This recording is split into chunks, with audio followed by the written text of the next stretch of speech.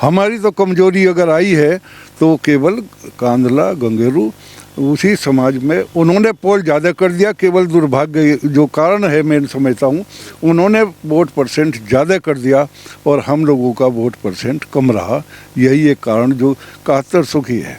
नमस्कार, स्वागत है आप सभी का हेडलाइंस न्यूज़ नेटवर्क पर। मेरा नाम है विनोद शर्मा और 403 विधानसभाओं पर फैसला आ चुका है। जनता ने जो फैसला ईवीएम में बंद किया था भारतीय जनता पार्टी के पक्ष में गया है और उत्तर प्रदेश में फिर से एक बार योगी सरकार यानी कि उत्तर प्रदेश में भाजपा ने इतिहास रच दिया है और फिर से उत्तर प्रदेश में भारतीय जनता पार्टी सरकार बनाने जा रही है।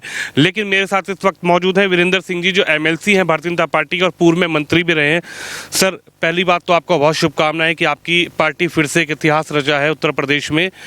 लेकिन सवाल ये है कि आप शामली ज़िले से आते हैं, पूरे यूपी में योगी का जादू चला, लेकिन शामली में ऐसा क्या हो गया कि सफाया ही हो गया? देखिए, पहले तो आपको भी बधाई, आप यहाँ आए, धन्यवाद आपका।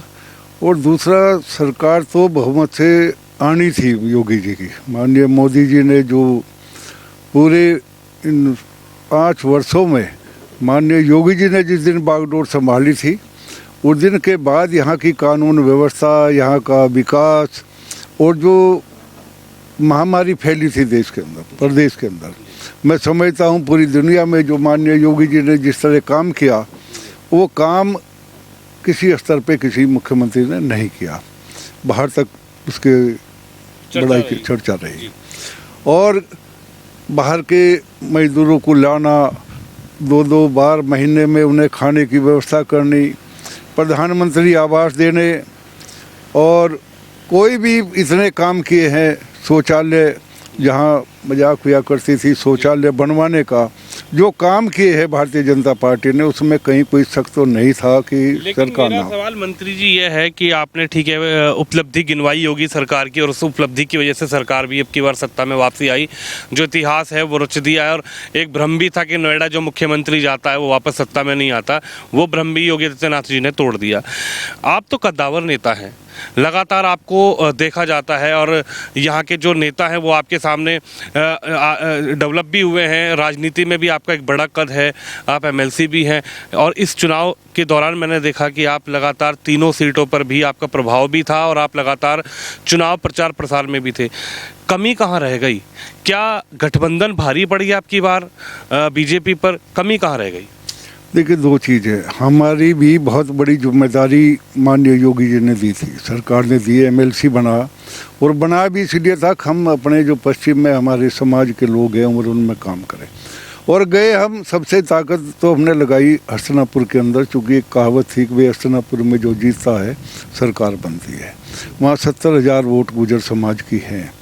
आज वो हमारे हस्तिनापुर, खतौली, आपकी मीरापुर और यहाँ तीनों ये विधानसभाएं, रामपुर, गंगो और आपका नुकुड़, इन विधानसभाओं में मैंने काम करने की ड्यूटी लगाई गया। फिर बाद में मैं सिद्धार्थनगर भी और भी, लेकिन वहाँ तो नहीं, यहाँ का एक हमने अपनी तरफ से जो मेहनत की, और मैं समझता हूँ उस मेहनत का परिणाम है कि गुर्जर समाज ने, अगर आप देखें तो 95% पूरे पश्चिम में गुर्जर समाज ने भारतीय जनता पार्टी को वोट दिए।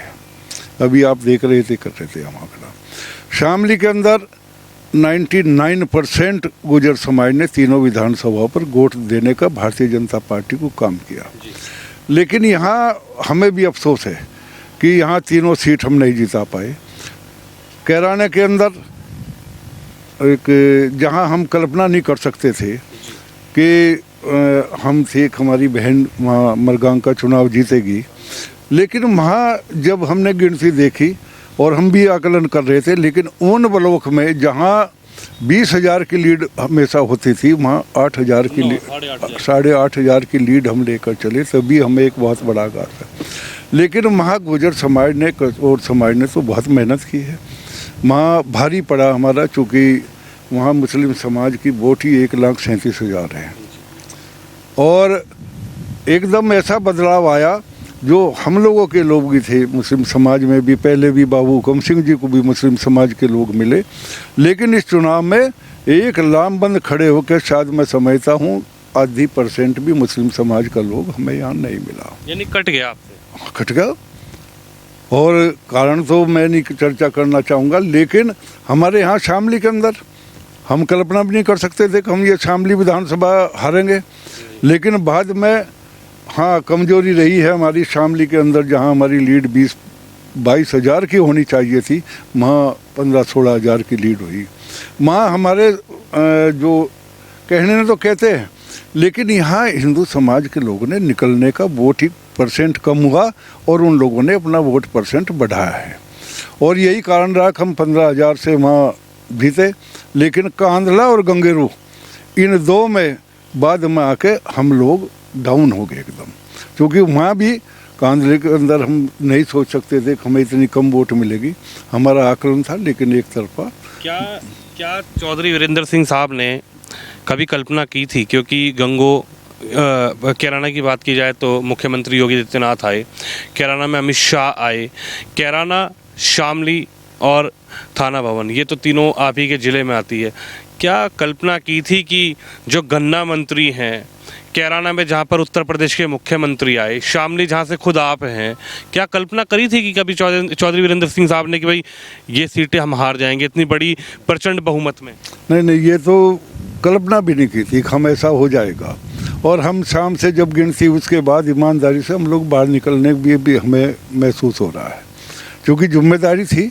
लेकिन क्या करें, जो हुआ इस तरह लामबंद यहाँ हुआ, गठबंधन का जोर जो हुआ है, मैं समझता हूँ जो हमारे नज़दीक के लोग अल्पसंख्यक समाज के थे, काम तो उनके भी किए हैं। यहाँ कांदले के अंदर हम देखेंगे तो प्रधानमंत्री आवास में उनके ज़्यादा आवास बने हैं, राशन उन्हें दिया है, कोई भेदभाव यहाँ नहीं किया गया।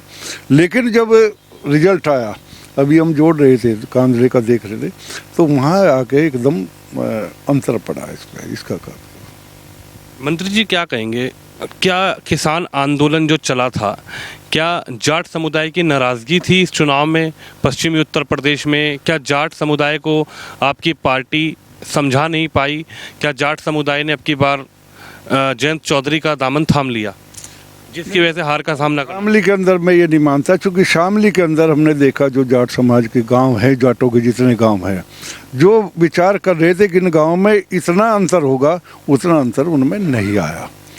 ऐसा है यूनियन का, किसान यूनियन का तो ज़्यादा प्रभाव नहीं पड़ा, लेकिन जयंत चौधरी को लेकर लगता था कि जाट ज़्यादा जाएगा, लेकिन जाटों के गांव में वहाँ से लेकर यहाँ तक वो रीड नहीं है। भारतीय जनता पार्टी को भी भारी संख्या में वोट मिली है।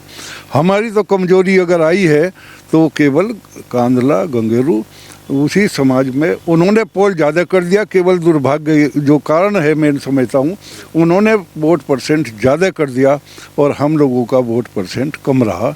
यही एक कारण जो 7100 की है। 3-4 हज़ार वोट, 3500 वोट, 3200 वोट, 3600 वोट ही तो चाहिए थी। 3600 वोट तो हर गांव में अगर पोलिंग ज़्यादा करते तो कर सकते थे, लेकिन ये लापरवाही रही। और इसमें समझता हूँ कि मैं राणा जी ने चुनाव लड़ा, राणा जी ने बहुत हिम्मत के साथ चुनाव लड़ा। कैराना में, यहाँ में थोड़ा सा हम गफलत में भी रहे हैं कि जीत जाएंगे, ये भी एक लापरवाही हम लोगों की रही है। लेकिन भारतीय जनता पार्टी के प्रति मैं समझता हूँ कोई दिक्कत नहीं है जो मिला है समर्थन। यहाँ अगर कहीं कमजोरी रही तो फिर भी हमारे प्रत्याशियों की या हम लोगों की रही है जो लापरवाही बरती है। यानी आप अपनी जिम्मेदारी पे खरे उतर रहे हैं। आप कह रहे हैं कि अगर हमारी लापरवाही रही है तो हम हारे हैं, यानी कि चौधरी वीरेंद्र सिंह इस हार का अपने ऊपर ले रहे हैं। नहीं, मैं अपने ऊपर नहीं, प्रत्याशियों के ऊपर भी है। प्रत्याशी के ऊपर भी है। हाँ, मैं भी है और हम भी हैं। राणा जी भले ही चुनाव हार गए हों, लेकिन राणा जी ने चुनाव की तरीके से लड़ा है। और यहाँ कैराने में हम लोगों की लापरवाही रही है, चाहे संगठन की लापरवाही हो, चाहे प्रत्याशियों की लापरवाही हो या मेरी लापरवाही हो। उस लापरवाही का कारण है भारतीय जनता पार्टी नहीं हारी। अगर यहाँ चुनाव हारे हैं तो हम प्रत्याशी और संगठन और मैं, हमारी लापरवाही के कारण हम चुनाव हारे हैं या रणनीति के कारण चुनाव हारे हैं। चलिए, आखिरी सवाल आपसे यह है, 5 साल तो लगातार बुलडोजर की बात चलती रही, बुलडोजर पर ही पूरा फोकस रहा, चाहे योगी आदित्यनाथ का रहा हो, चाहे अखिलेश यादव का भी रहा हो। अब इस 5 साल में आप क्या देख रहे हैं? क्या गुंडे माफियाओं पर जिस तरीके से योगी सरकार का बुलडोजर चलता था, क्या उसी तरीके से चलेगा या फिर अब की बार कुछ बदलाव नजर आएगा? बिल्कुल आखिरी सवाल है ये। मैं ये समझता हूँ माननीय योगी जी को 5 वर्षों में इस प्रदेश ने नहीं, दुनिया ने देखा है। और मैंने भी बहुत लंबी राजनीति हुई, मैंने भी ऐसे व्यक्तित्व का आदमी नहीं देखा। एक प्रेरणा के स्रोत है हम सब लोगों के लिए। न उनके लिए कोई परिवार अहमियत रखता, न उनके लिए कोई नेता अहमियत रखता, न वो झुकने को तैयार है, न गलत काम करने को तैयार है। वो अपनी जिम्मेदारी जिस तरह वो निभा रहे हैं, मैं समझता हूँ अब जनता समझ गई, किसी को बुलडोजर चलाने की तो ज़रूरत ही नहीं पड़ने की। आगे बदमाश सबसे पहले जिस दिन योगी जी ने संभाला था, हमारे कराने की स्थिति खास तौर से मुजफ्फरनगर और शामली दोनों की स्थिति सबसे ख़राब थी। और सबसे पहले एनकाउंटर कराने के अंदर हुए थे। और उसके बाद मैं समझता हूँ जो वातावरण हुआ सबको पता है। तो अब तो किसी बदमाश की या किसी माफिया की या किसी की हिम्मत नहीं होगी कि वो सड़क पे जाने वाले हमारी बहन बेटी या कोई बदमाशी या कोई कब्जा कर ले। जो करेंगे मैं सब छोड़ छाड़ के अपने आप ही भाग जाएंगे।